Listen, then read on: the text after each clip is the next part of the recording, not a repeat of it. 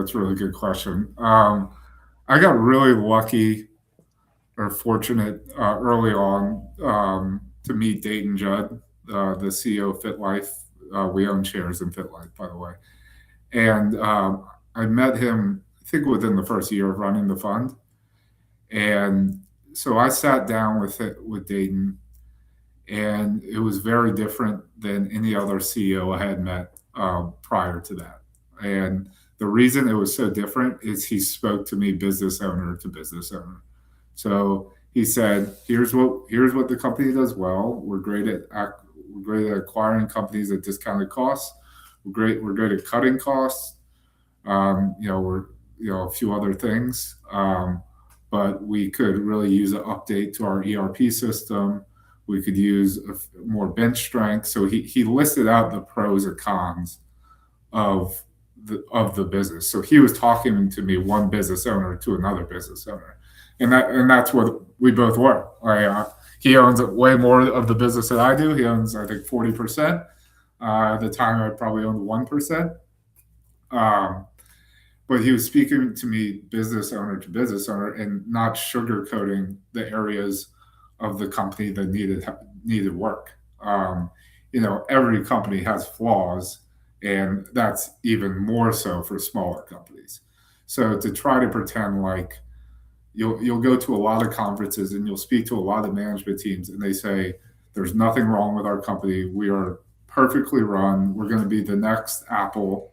We're gonna 100 times our stock. And it's like the way I think about it is, there's a lot of restaurants here in New Orleans. If I was to buy a 10% ownership in a restaurant here in New Orleans, and I met with the management team, and they said, "Yeah, there's zero things wrong with the restaurant. Everything's run perfectly well.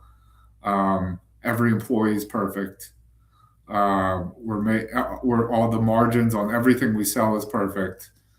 All every it's a flawless business." I was just like, that you're not telling me the truth. Like, um, what I want to hear is sitting down business to business owner. Yeah, we have a great general manager.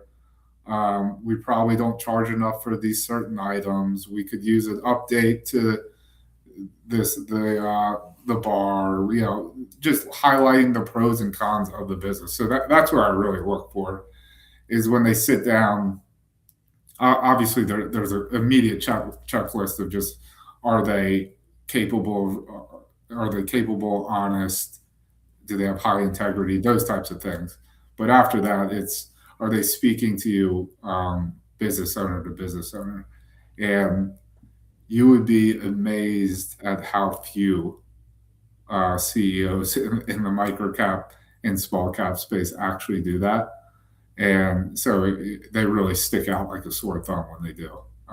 So it's refreshing whenever you meet them, but it's few and far between.